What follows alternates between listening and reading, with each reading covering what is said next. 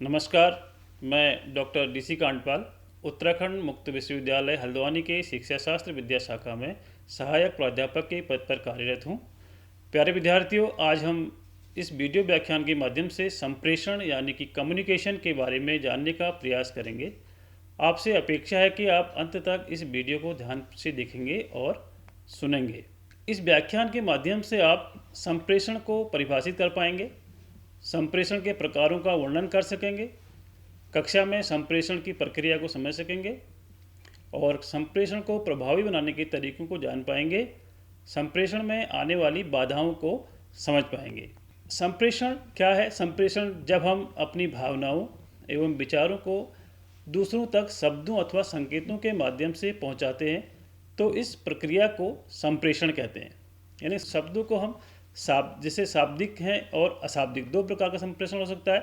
शाब्दिक का मतलब है कि जब हम वर्बल यानी शब्दों के माध्यम से, चाहे वो हम मौखिक बोलें या लिखित रूप में दें, और अशाब्दिक संप्रेषण के माध्यम से अपनी भावनाओं, अनुभवों और विचारों का आदान प्रदान करते हैं। सभी पारस्परिक संबंध संप्रेषण की प्रभावशीलता पर निर्भर करते हैं। इसका तात्पर्य यह है कि हमारा जो संप्रेषण है, हमारा कम्युनिकेशन है, जितना प्रभावी होगा उतना ही हमारे जो संबंध हैं वो अच्छे होंगे। शिक्षण अधिगम प्रक्रिया में संप्रेषण और भी महत्वपूर्ण होता है।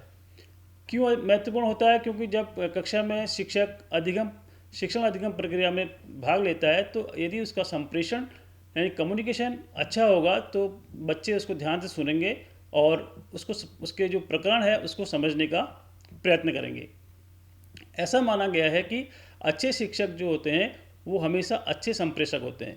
यह हम उसको दूसरी बात तरीके से कहें कि जिस शिक्षक को विषय वस्तु पर महारत हासिल है लेकिन संप्रेषण कौशल में कमी है तो वह अपने प्रकरण को विद्यार्थियों तक ठीक प्रकार से नहीं पहुंचा सकता है। कहने का तात्पर्य यह है कि शिक्षक को संप्रेषण कौशल में महारत होना आवश्यक है। यदि संप्रेषण उसका अच्छा है तो वो शिक्षण कार्य उतने ही अच्छे प्रकार से कर सकता है। तो जो संप्रेषण है उसे जो है हमें कौशल के रूप में लेना होता है एक शिक्षक के रूप में। छात्रों के दृष्टिकोण को बदलने के लिए शिक्षकों का अच्छा संप्रेषण कौशल आवश्यक है। जैसे हमने देखा कि हम अपनी छोटी कक्षाओं से लेकर के आज हम स्नातक या बीएड लेवल में या और भी कक्षा में हैं तो हम देखते हैं कि हमारे इस छात्र जीवन में बहुत सारे शिक्षकों ने हमें शिक्षण का कार्य किया, लेकिन हमें अपने इस छात्र के दौरान हमें बहुत सारे शिक्षकों के नाम याद नहीं है। हमें कुछ ही शिक्षकों के नाम याद रहते हैं क्योंकि हमें वही शिक्षक याद रहते हैं जिनका संप्रेषण कौशल बहुत अच्छा होता है और उन्होंने हमें कक्षा में बहुत अच्छी तरह से अपनी बातें को कम्युनिकेट किया होता है। तो संप्रेषण क्यों आवश्यक है? क्योंकि कक्षा का माहौल जो है उसको रुचिकर बनाने के लिए अच्छा संप्रेषण कौशल होना आवश्यक है। अगर शिक्षक का संप्रेषण कौशल अच्छा होगा तो कक्षा का माहौल क्या होगा? रुचिकर हो जाएगा। छात्रों को प्रेरित करने के लिए, क्योंकि हम शिक्षक को, विद्यार्थी जो है वो शिक्षक को अपना रोल मॉडल मानते हैं और जो हमारा रोल मॉडल है उसके अंदर स्किल होना आवश्यक है। और शिक्षक को कैसा होना चाहिए? शिक्षक को संप्रेषण कौशल युक्त होना चाहिए। अगर शिक्षक अपने प्रकरण की अच्छी से व्याख्या करना चाहता है, अच्छी से व्याख्या करता है, तब भी उसको व्याख्या करने के लिए संप्रेषण कौशल की आवश्यकता होती है। जो प्रभावी ढंग से संवाद करने की क्षमता का विकास करना आवश्यक है, क्योंकि हम अगर संवाद जो हम करते हैं अगर वो प्रभावशाली नहीं है तो फिर वो उतना महत्वपूर्ण नहीं रहता है। क्योंकि संवाद करना सिर्फ बोलने से कहीं ज़्यादा है, इसमें हमारी पूरी मौजूदगी शामिल होती है। हम स्वयं को कैसे पेश करते हैं, हमारे छात्रों की रुचि और सीखने की इच्छा पर बहुत इसका असर पड़ता है। तो इसलिए हमें संप्रेषण पर ध्यान देने की आवश्यकता है। अब हम जानते हैं कि संप्रेषण शब्द आया कहाँ से और इसका जो बैकग्राउंड है वो क्या है। संप्रेषण यानी कम्युनिकेशन का अर्थ है, क्या अर्थ है ये हम जानने का प्रयास करते हैं कि संप्रेषण अथवा कम्युनिकेशन जो है ये लैटिन शब्द है और जो कम्युनिस्ट से लिया गया है, जिसका अर्थ है साझा करना या देना लेना, एकजुटता रखना, या सामान्य अर्थ में इसको कह सकते हैं कि अपने अनुभव को साझा करना। तो कम्युनिकेशन क्या है कि हम अपने विचारों को, अनुभवों को साझा करते हैं और ये शब्द जो है वो लैटिन भाषा का शब्द है और कम्युनिस्ट से लिया गया है। संप्रेषण की कुछ परिभाषाओं को जानते हैं। संप्रेषण बहुत सारे शिक्षाविदों और मनोवैज्ञानिकों ने संप्रेषण के संबंध में कुछ परिभाषाएं दी हैं, जैसे कि हमारे महत्वपूर्ण जाने माने शिक्षा शास्त्री हैं एडगर डेल। उन्होंने कहा कि संप्रेषण विचारों और भावनाओं को पारस्परिकता के मूड में साझा करना है, यानी ये पारस्परिक है क्योंकि एक दो लोग जब आपस में बात करते हैं तो इसको हम संप्रेषण कहते हैं। ब्रूकर के अनुसार संप्रेषण वह सब कुछ है जो अर्थ व्यक्त करता है, जो एक व्यक्ति से दूसरे व्यक्ति तक संदेश पहुंचाता है। हार्टमैन ने कहा कि संप्रेषण वर्णनात्मक और सुदृढ़ीकरण उत्तेजनाओं के माध्यम से व्यवहार का नियंत्रण है। कुछ अन्य भी परिभाषा जो दी गई हैं वो अमेरिका के जाने माने शिक्षाविद हैं जॉन डीवी, और जॉन डीवी के अनुसार संप्रेषण अनुभवों को पूरी तरह से साझा करने की प्रक्रिया है जब तक कि यह एक आम संपत्ति ना बन जाए। यह इसमें भाग लेने वाले दोनों पक्षों के स्वभाव को संशोधित करता है। एंथनी ग्राशा के अनुसार संप्रेषण एक पारस्परिक प्रक्रिया है जिसमें शाब्दिक प्रतीक जैसे शब्द, वाक्य और अशाब्दिक प्रतीक भी हैं, जैसे शरीर की मुद्राएं, चेहरे के हाव भाव, दो या दो से अधिक लोगों द्वारा साझा और समझे जाते हैं। तो यहाँ पर शाब्दिक और अशाब्दिक शब्द का भी प्रयोग किया गया है, यानी जब हम शब्दों के द्वारा मौखिक रूप से या लिखित रूप से अपने विचारों को दूसरों तक पहुँचाते हैं, और दूसरा तरीका कि हम अशाब्दिक तरीके से यानी कि नॉन वर्बल तरीके से हम पहुँचाते हैं। उसका मतलब यह है कि हम शरीर की मुद्राओं के माध्यम से, अपने चेहरे के हाव भाव से, अपने आई कॉन्टैक्ट के द्वारा हम दूसरों तक अपनी बातों को पहुंचाते हैं, तो ये अशाब्दिक कहलाता है। संप्रेषण की प्रकृति के बारे में बात करते हैं कि संप्रेषण का जो नेचर है वो किस तरह का है। संप्रेषण विचारों का आदान प्रदान करने की प्रक्रिया है। हम सब जानते हैं कि जो हमारा कम्युनिकेशन है वो एक व्यक्ति से नहीं होता, उसके लिए दो या दो से अधिक व्यक्तियों की आवश्यकता होती है। तो ये क्या है, हम विचारों का आदान प्रदान लिखा गया है यहाँ पर। आदान प्रदान का मतलब कि एक अपने विचार प्रस्तुत कर रहा है तो उसके विचारों का फीडबैक भी उसको मिल रहा है। तो इसको हम कहते हैं कि संप्रेषण जो है वो विचारों का आदान प्रदान करने की प्रक्रिया है। दूसरा, संप्रेषण जो है वो द्विमार्गी होता है। द्विमार्गी का मतलब टू वे। जो कम्युनिकेशन है वो टू वे, जैसा हम इस बात को बार बार कर रहे हैं कि कम्युनिकेशन जो है वो दो लोगों के बीच में दोनों ओर से चलना चाहिए। जैसे कक्षा में संप्रेषण है, क्लास में जो शिक्षक का कम्युनिकेशन है, तो वहाँ पर क्या है, विद्यार्थी भी उस प्रक्रिया में भाग लेते हैं। शिक्षक प्रश्न पूछता है और विद्यार्थी प्रश्न को उत्तर देते हैं, या शिक्षक अपना प्रकरण को पढ़ाता है तो विद्यार्थी उसमें से प्रश्न शिक्षक से पूछते हैं। तो यानी दोनों तरफ से चलता है। तो संप्रेषण को हम बोलते हैं कि यह द्विमार्गी है, यानी कम्युनिकेशन क्या है, वो टू वे प्रोसेस है। ठीक है। तो संप्रेषण एक उद्देश्यपूर्ण प्रक्रिया है, यानी कि हम जब भी कम्युनिकेट करते हैं, जैसे आज मैं आपसे वीडियो लेक्चर के माध्यम से कुछ संप्रेषण करने का प्रयास कर रहा हूं, तो मेरा उद्देश्य यह है कि आपको जो आज का प्रकरण है संप्रेषण, ये समझ में आ जाए। ठीक है। तो संप्रेषण जो भी है वो एक उद्देश्यपूर्ण प्रक्रिया है।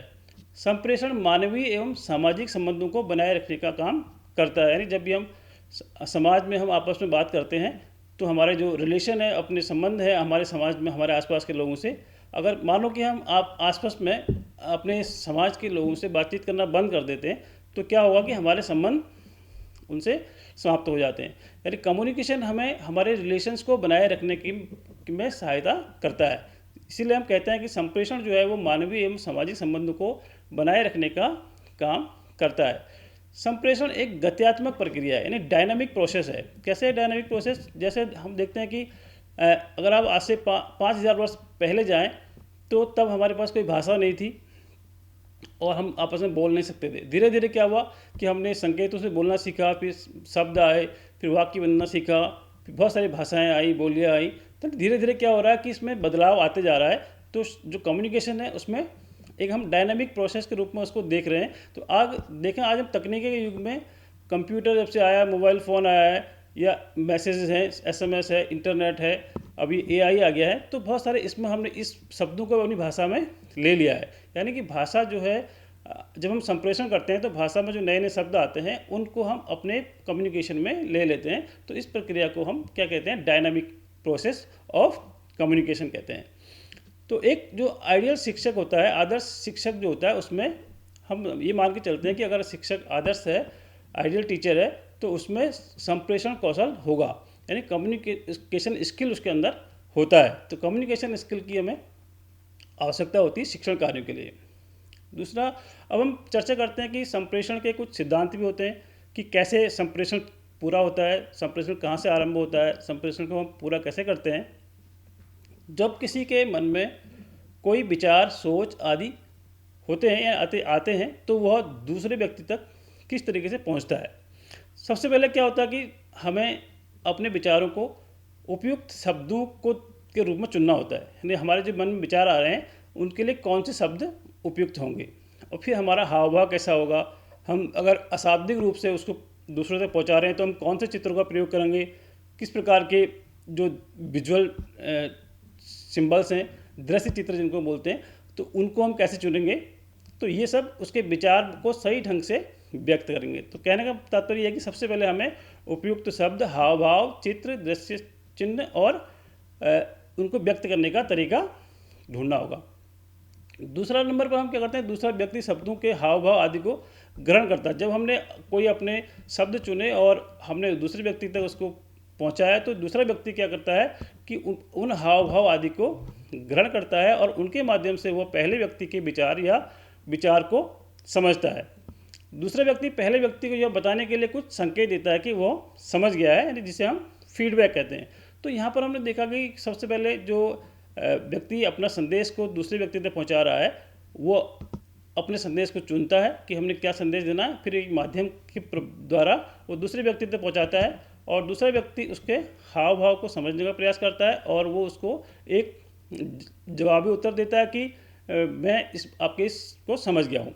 उदाहरण अगर हम समझें कि इस बात को समझने के लिए कि आप और हम, जो हमारी एक तो मातृभाषा है, दूसरा हम भाषा को प्रयोग करते हैं और भी अगर अन्य कोई भाषा भी हो सकती है, हम उन सभी भाषाओं को, बोलियों को अलग कर दें जो हमें आती हैं।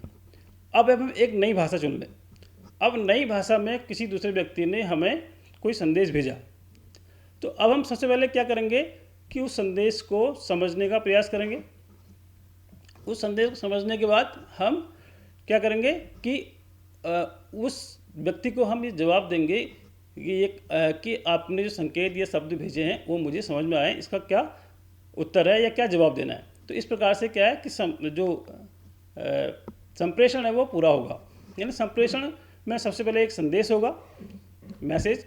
माना कि मैं आपको आज संप्रेषण के बारे में पढ़ा रहा हूँ, तो मैंने संप्रेषण का कुछ संदेश तैयार किए हैं, जो संदेश हैं, फिर मैं उनको इनकोड करूँगा। यानी इनकोड यानी कि मैंने आपके पास जो भेज रहा हूँ, जो शब्द हैं उनको इनकोड किया गया। माध्यम क्या है, मेरे पास वीडियो व्याख्यान के माध्यम से आपके पास भेज रहा हूँ, एक माध्यम ऐसा है।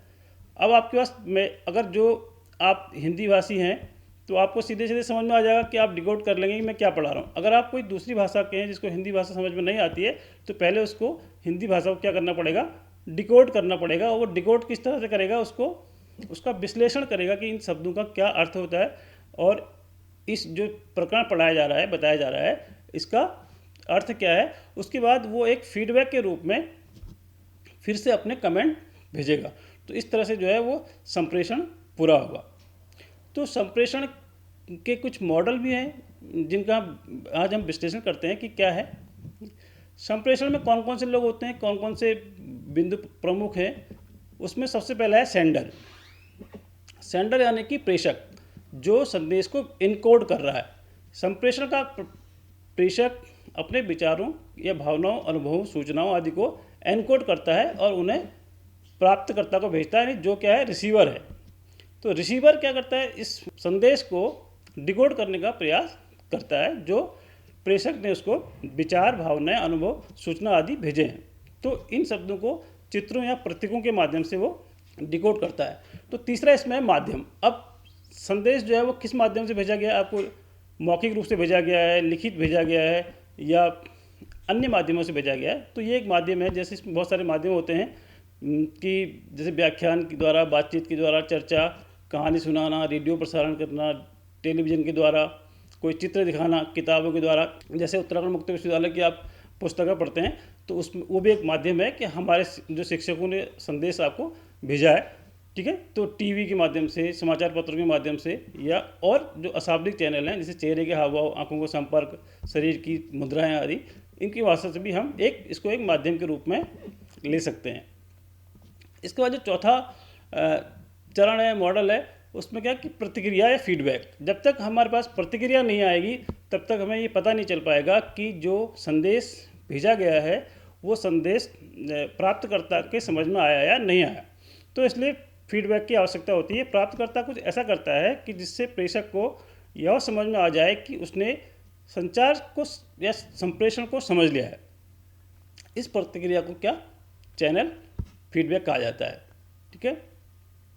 अब इसमें क्या है कि जो संप्रेषण चक्र है वो किस प्रकार का होता है। संप्रेषण का अर्थ तो हम जानते हैं कि विचारों को, सूचनाओं को दूसरे व्यक्ति तक पहुंचाना, और संप्रेषण के लिए हम एक व्यक्ति से शुरू होना चाहिए और दूसरे व्यक्ति तक पहुंचना चाहिए। इसे प्राप्तकर्ता कहते हैं, जो इसको रिसीव करता है या स्वीकार करता है। इस प्रकार केवल संदेश भेजना संप्रेषण की प्रक्रिया को पूरा नहीं करता। पूरा कैसे होगा?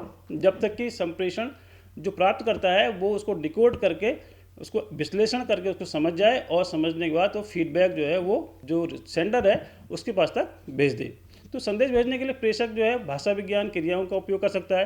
प्राप्तकर्ता से सुनकर प्रतिक्रिया या देखकर प्राप्त कर सकता है, वो उसको फीडबैक दे सकता है। तो इस प्रकार से एक जो संप्रेषण चक्र होता है वो, उसमें क्या है, प्रमुख रूप से सबसे पहला उसमें आएगा विचार, यानी जो विचार, जिसे हम संदेश भी कह सकते हैं, उस विचार को इनकोड किया जाएगा किसी माध्यम के द्वारा। किसके लिए? रिसीवर के लिए। और रिसीवर के पास वो किसी मीडियम से पहुंचेगा और रिसीवर उसको डिकोड करेगा, और डिकोड करने के बाद उसको फीडबैक वो फिर से जो सेंडर है उसको भेजेगा। इस प्रकार जो कम्युनिकेशन साइकिल है ये पूरा हो जाएगा। यहाँ पर क्या क्या हुआ कि संप्रेषण चक्र, जो कम्युनिकेशन साइकिल में सबसे पहले क्या होता है, सबसे पहले विचार उत्पन्न होते हैं, ये हमने देखा अभी।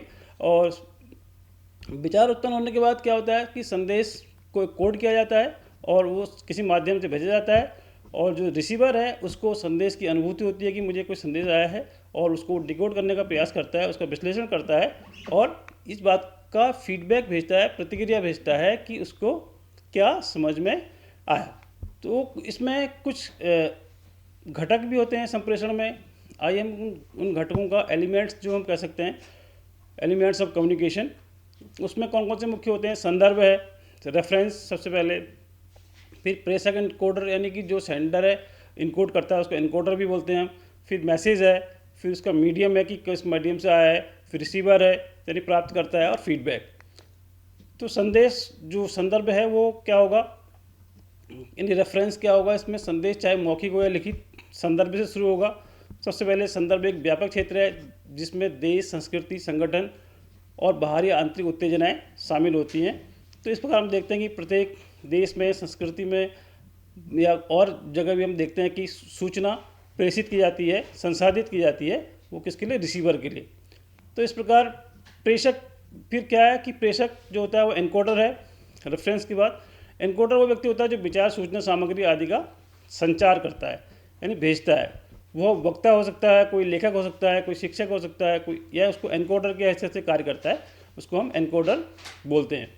तो प्रेषक में जो है निम्नलिखित विशेषताएं होनी चाहिए। कौन कौन सी विशेषताएं होती है? जैसे कि आत्मविश्वास होना चाहिए उसके अंदर, विषय वस्तु का उचित ज्ञान होना चाहिए, उसे स्पष्ट अवधारणाएं होनी चाहिए, संचार की उसकी रणनीतियों का ज्ञान होना चाहिए, उसकी आवाज़ जो है स्पष्ट होनी चाहिए, और उसकी आवाज़ में एक ऊंचाई होनी चाहिए कि ताकि वो कक्षा में अगर है सभी बच्चों को सुनाई दे सके। ठीक है। इसके बाद है संदेश, यानी मैसेज। तो मैसेज कैसा होना चाहिए कि संदेश, जिसे हम किसी का संदेश को आदेश भी कह सकते हैं, सलाह भी कह सकते हैं, राय भी बोल सकते हैं, सुझाव भी बोल सकते हैं, प्रश्न भी बोल सकते हैं। ठीक है। इस प्रकार से बहुत सारे तरीक़ों से संदेश भेजा जा सकता है। ठीक है। तो यह आवश्यक और महत्वपूर्ण है कि जो विचार या संदेश भेजे गए हैं वो कैसे हों, स्पष्ट हों और एक तरह से संदेश के समान हो। तभी यह संभव है कि जब संचारक, प्रेषक और प्राप्तकर्ता दोनों संचार और उसके चारण में कुशल हो पाएंगे। यानी कि आपको संदेश जो है स्पष्ट होना चाहिए, तभी उसको आप समझा जा सकता है। इसके बाद है संप्रेषण के माध्यम। संप्रेषण किन किन माध्यमों से हम कर सकते हैं? संप्रेषण के माध्यम में शामिल है पत्र, डाक, report, telephone, mobile, chart, fax, चित्र, या जो मेलग्राम आते हैं, कोई अन्य यांत्रिक उपकरण, केबल के माध्यम से, टेलीफैक्स आदि के माध्यम से हम जो है संप्रेषण कर सकते हैं। इसके बाद रिसीवर यानी डिकोडर क्या है, जो रिसीवर को डिकोडर इसलिए बोलते हैं क्योंकि वो हमें संदेश को क्या करता है, डिकोड करता है। रिसीवर डिकोडर होता है, जब वो संदेश प्राप्त करता है तो उसे डिकोड करता है और उसकी व्याख्या करता है। डिकोड करने के बाद फिर वो, चूँकि पूर्ण संचार संभव तभी होता है जब उसको डिकोडर डिकोड कर लेता है और उसका फीडबैक भेजता है। तो यहाँ पर क्या है कि रिसीवर जो है, अगर वो कम्युनिकेशन में स्किल्ड है, कौशल है, तो उसका जो उसमें यानी कि उसको एनालिसिस करने में, पहचानने में उसको आसानी होगी। इसके बाद है फीडबैक।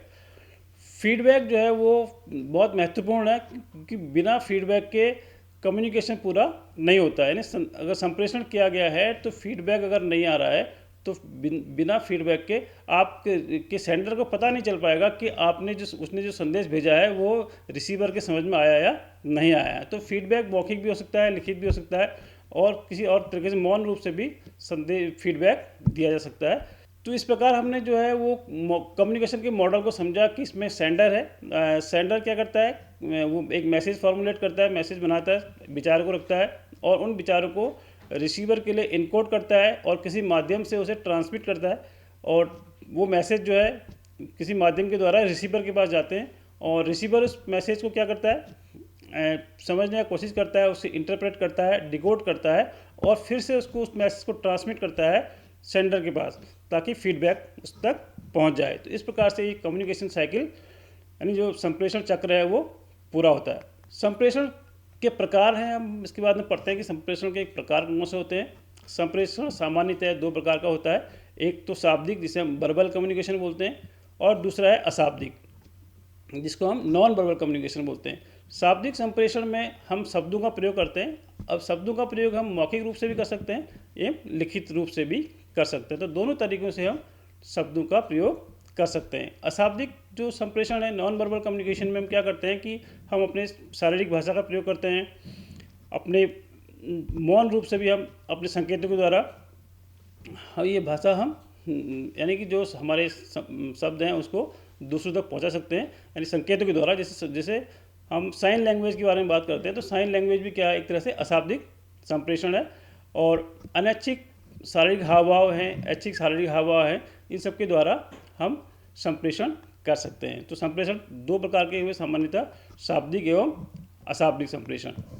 संप्रेषण के प्रकार जो हैं वो हमने अभी पढ़े कि क्या क्या है। इसके बाद है कक्षा संप्रेषण, क्लासरूम कम्युनिकेशन। जब हम संप्रेषण करते हैं तो संप्रेषण का जो सबसे महत्वपूर्ण स्थान है वो है कक्षा संप्रेषण। कक्षा संप्रेषण में शिक्षक को प्रभावी शिक्षण के लिए एक अच्छा संप्रेषक होना आवश्यक है, क्योंकि अच्छे शिक्षक स्पष्ट संप्रेषक होते हैं। अगर उसका संप्रेषण बहुत अच्छा है, कम्युनिकेशन क्लास में बहुत अच्छा है, तो क्या होगा, उसका शिक्षण अच्छा होगा। ऐसा माना भी जाता है कि जो अच्छे संप्रेषक होते हैं वो प्रभावी शिक्षक होते हैं। और आज हमारे समाज में संप्रेषण के आधुनिक माध्यमों की एक विशाल श्रृंखला है, यानी बहुत सारे हमारे पास संप्रेषण के तरीके हैं। जैसे पहले क्या होता था कि शिक्षक की अगर आवाज़ बहुत कम आ रही है तो कक्षा में बच्चों को सुनाई नहीं दे रहा था, परंतु आज हम कक्षा में लाउड स्पीकर के माध्यम से उसको दूर कर सकते हैं। या बहुत बड़ी क्लास है तो शिक्षक की विजिबिलिटी नहीं आ रही, दूर से दिखाई नहीं दे रहा, तो हम बड़ी बड़ी स्क्रीन लगा सकते हैं। यानी कि ये क्या है कि ये बहुत सारे माध्यम हैं आज जो तकनीकी ने हमें दिए हैं, तो इन माध्यमों के द्वारा भी हम अपने संप्रेषण को सुधार सकते हैं। यानी कि ये आधुनिक माध्यम हैं, उन उपकरणों का उपयोग हम इन शिक्षा में, अपनी शिक्षण कार्य में कर सकते हैं। तो कक्षा संप्रेषण में और क्या क्या हो सकता है, जैसे शिक्षक या शिक्षण मीडिया के द्वारा दिया गया संदेश मौखिक या दृश्य हो सकता है, यानी मौखिक रूप से भी वो बात कर सकता है कक्षा शिक्षण में। जबकि आप देखते हैं कि श्यामपट्ट में यानी ब्लैक बोर्ड में जो शिक्षक लिखता है वो क्या है, दृश्य रूप में है, हम उसको देखते हैं, और जो प्राप्त करता है वो सुन सकता है, देख सकता है और उसको जांचने का प्रयास कर सकता है और अन्य तरीक़ों से वो प्रतिक्रिया दे सकता है। यानी कक्षा में संप्रेषण चैनल में संदेश और प्रति संदेश दोनों होने चाहिए। संदेश का मतलब है कि जो शिक्षक आपको कम्युनिकेट कर रहा है कक्षा में, वो संदेश के रूप में आपको आपके पास पहुँचता है और आप फीडबैक के रूप में अपना प्रति संदेश उसको देते हैं। तो इस प्रकार जो है वो कक्षा संप्रेषण का पूरा होता है। हम देखते हैं कि संप्रेषण में कुछ बाधाएं भी आ जाती हैं, कई बार कुछ बैरियर्स हैं जो संप्रेषण को रोक देते हैं। यानी पहला जो शारीरिक बाधाएं हैं, जिससे हम कहेंगे कि हम कई बार शोर हो रहा है या विजिबिलिटी साफ नहीं है कक्षा में भौतिक सुविधाओं की कमी है या शिक्षक का स्वास्थ्य खराब है या एकाग्रता की कमी है, तो ये सब क्या है, शारीरिक रूप से कुछ बाधाएं आ सकती हैं। फिर है भाषा की बाधाएं, यानी भाषा क्या है, मौखिकता, यानी बोलने में स्पष्ट आवाज़ नहीं है, या भाषण जो बोला जा रहा है वो स्पष्ट रूप से सुना नहीं जा सकता है, या गलत उच्चारण, यानी कई बार क्या होता है कि भाषा का उच्चारण गलत भी हो जाता है, तो तब भी क्या है कि वो संदेश सही रूप से पहुंच नहीं पाता है। ठीक है। भाषण की असामान्य गति, यानी कि जब हम बोल रहे होते हैं या लेक्चर दे रहे होते हैं तो उसका क्या है, स्पीड जो है वो एक समान नहीं है, या तो ये भी क्या असामान्य गति के कारण भी हो सकता है। अस्पष्ट ग्राफिक्स और प्रतीक, यानी कि हम कुछ ऐसे बोर्ड पर लिख रहे हैं या ग्राफिक्स बना रहे हैं तो उसके जो सिंबल्स हैं उसमें भी कुछ अस्पष्टता हो सकती है। विभिन्न धारणाएं हो सकती हैं कि हमारा पिछला अनुभव है कैसा था, कि कई बार होता है कि उस पिछले अनुभव में अच्छा शिक्षण कार्य नहीं हुआ तो उसको ऐसा लगता है कि मेरा आगे भी ऐसा ही होगा, तो अवधारणाएं बन जाती हैं, धारणाएं बन जाती हैं। अनुभव कैसा रहा है उसका, उसकी मानसिक स्थिति कैसी है, और जो सामने वाला व्यक्ति है जिसको संप्रेषण किया जा रहा है उसका रवैया कैसा है। ठीक है। तो ये सब चीज़ें संप्रेषण में बाधाएं उत्पन्न करती हैं। और भी बहुत सारे बिंदु हैं जो संप्रेषण में बाधाएं उत्पन्न करती हैं, जैसे कि शोर है। अगर आप कक्षा शिक्षण कर रहे हैं तो आसपास शोर हो रहा है, तो ऐसी स्थिति में संप्रेषण में बाधाएं हो सकती हैं। अदृश्यता है, जैसे दिखाई नहीं दे रहा है। ठीक है। भौतिक सुविधाओं की कमी है, और ये बहुत सारे बिंदु हैं इस प्रकार के, जिसमें जैसे कि विषय वस्तु में की अव्यवस्थित प्रस्तुति होना, यानी कि जो विषय वस्तु हम पढ़ा रहे हैं उसकी प्रस्तुति एक क्रम में नहीं है, अव्यवस्थित है। ठीक है। विश्वसनीयता में कमी है, या सुनने में अक्षमता है। बहुत कक्षा में बच्चे ऐसे हैं जिनको सुनने में समस्या हो, सुनने में अक्षमता हो सकती है। समय की कमी हो सकती है, कई बार कि प्रकरण पूरा नहीं हो पा रहा है, या ये हम कह सकते हैं अमूर्तता का अधिक उपयोग हो रहा हो। यानी दो तरह की चीज़ें होती हैं, एक तो होती है कॉन्क्रीट मूर्त बातें होती हैं, एक अमूर्त होती हैं, यानी अब्स्ट्रैक्ट में क्या है कि जब हम ज़्यादातर हम काल्पनिक चीज़ों की चर्चा करते हैं, अगर हम उसका उपयोग ज़्यादा करेंगे तो बीच में हम क्या करेंगे, क्या होगा, हम अटक सकते हैं। तो इस प्रकार जो है वो अमूर्तता का अधिक उपयोग करने के कारण भी कुछ बैरियर्स इसमें आ सकते हैं। इसके बाद क्या है, प्रभावी कक्षा संप्रेषण है कि हम कक्षा में संप्रेषण को प्रभावी कैसे बना सकते हैं। सबसे पहले तो प्रतिक्रिया प्राप्त करना आवश्यक होता है कक्षा में। अगर बच्चों से हम फीडबैक नहीं लेंगे कि शिक्षण कार्य में उनको समझ में आया या नहीं आया, तो सबसे पहला काम है कि हम अपने कक्षा शिक्षण के बाद बच्चों से फीडबैक प्राप्त करें।